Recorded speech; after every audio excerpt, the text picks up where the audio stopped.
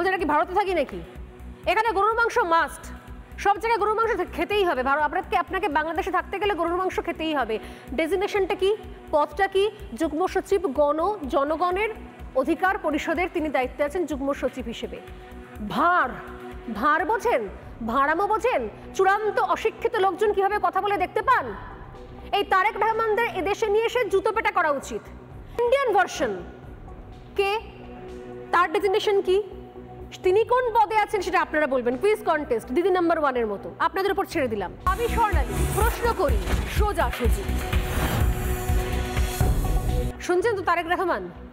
এবার তারেক রহমানের ডেজিগনেশন দেখলেন তো? ডেজিগনেশনটা নিচে যেটা লেখা যায়, ডেজিগনেশন মানে যে পদে তিনি রয়েছেন। বাংলা করে বলি, যুগ্ম সচিব গণ অধিকার পরিষদ। গণ অর্থাৎ জনগণ, তার অধিকার পরিষদের যুগ্ম সচিব তারেক রহমান। তিনি কি অসাধারণ নিদান দিচ্ছেন। বলতে এটা কি ভারতে থাকি নাকি? এখানে গরুর মাংস মাস্ট, সব জায়গায় গরুর মাংস খেতেই হবে। আপনাকে বাংলাদেশে থাকতে গেলে গরুর মাংস খেতেই হবে। ডেজিগনেশনটা কি, পদটা কি? যুগ্ম সচিব জনগণের অধিকার পরিষদের তিনি দায়িত্বে আছেন যুগ্ম সচিব হিসেবে। ভার বোঝেন, ভাড়ামো বোঝেন? চূড়ান্ত অশিক্ষিত লোকজন কিভাবে কথা বলে দেখতে পান?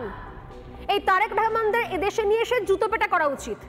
কিন্তু চিন্তার কোনো কারণ নেই, আমাদের কাছে আছে তারেক রহমানের ভার্সন নাম্বার 2।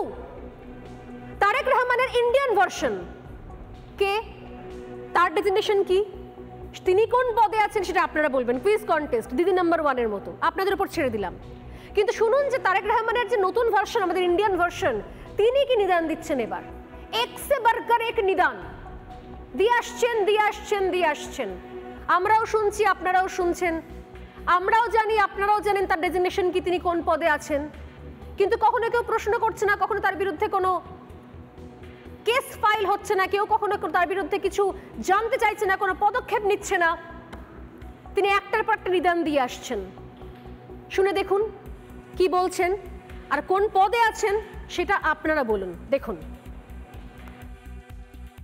যারা দুর্ভাগ্য নিয়ে জন্মেছে, যারা ইসলাম নিয়ে জন্মায়নি, তাদেরও দাওয়াতে ইসলাম অর্থাৎ ইসলামের দাওয়াত দিয়ে তাদের মধ্যে ঈমান নিয়ে আসলে এটা আল্লাহ তাআলাকে খুশি করা হবে। আমাদের ইসলামের রাস্তা। बंगाल में तो हम 33% हैं, मगर हिंदुस्तान में भी हम सिर्फ 17% है और हमें माइनॉरिटी कम्युनिटी कहा जाता है। मगर हम अपने आप को माइनॉरिटी नहीं सोचते हैं, हम सोचते हैं अगर अल्लाह की रहमत है हमारे ऊपर, अगर तालीम हमारे साथ है, तो हम एक दिन मेजॉरिटी से भी मेजॉरिटी हो सकते हैं और हम अपने अल्लाह की ये मेहरबानी होगी जो हम अपने ताकत से ये हासिल करेंगे। इंशाअल्लाह ताला एक दिन ऐसे होगा जब बंगाल के आधे पॉपुलेशन वो भी उर्दू बोलेंगे और उर्दू शेर शायरी बोलेंगे।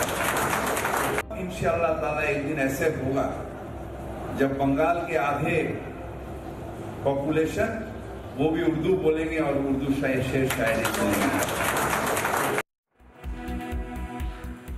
কি বুঝলেন? কোনো পার্থক্য পেলেন? তারেক রহমান বা অন্যান্য বাংলাদেশের কট্টরপন্থী নেতাদের সঙ্গে আমাদের রাজ্যের নির্দিষ্ট বড় দায়িত্বে থাকা, পদে থাকা জনপ্রতিনিধির বক্তব্যের কোনো পার্থক্য পেলেন কি? নাকি একই রকম মনে হচ্ছে? সুর মিলে সুর মেরা তুমহারা টাইপের যেরকম, ওই সুর আর এই সুর কোথাও মিলে যাচ্ছে না। তৃণমূল কংগ্রেস নাকি কিছু বিবৃতি দিয়েছে, সেই বিবৃতির কোনো মানে অর্থ নেই। একটাই পদক্ষেপ হতে পারতো, অবিলম্বে ফিরহাদ হাকিমকে বাংলাদেশে পাঠিয়ে দেওয়া উচিত ছিল। যে এই ধরনের কথা, এই ধরনের ভাষা, এই ধরনের টোটকা এখানে নয়, এদেশে নয়, প্লিজ বাংলাদেশে গিয়ে এই সমস্ত টোটকাগুলো শোনান, অনেক শাবাশি পাবেন, বাহবা পাবেন, হাততালি পাবেন। অথচ এখানে শুনে এগুলো কথাগুলো বলছেন। এবার ফিরহাদ হাকিমের সঙ্গে আরো একবার মিলে সুর মেরা তুমহারার মতো তারই সমমনস্ক, সমভাবনা চিন্তার মানুষজনের বক্তব্য শুনুন। চট্টগ্রাম থেকে একজন অধ্যাপক, তিনি কি বলছেন দেখুন। In reality, we have found out and we have openly discovered that it's really what we know as the Indian civilization has really begun with the Islamic era in the subcontinent.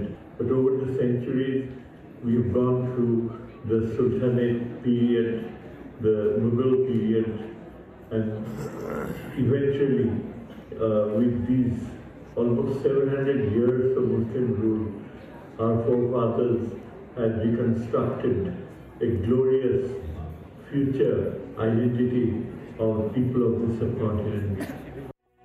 নানা ধরনের content দেখার জন্য like করুন, share করুন আমাদের Facebook page, subscribe করুন আমাদের YouTube channel.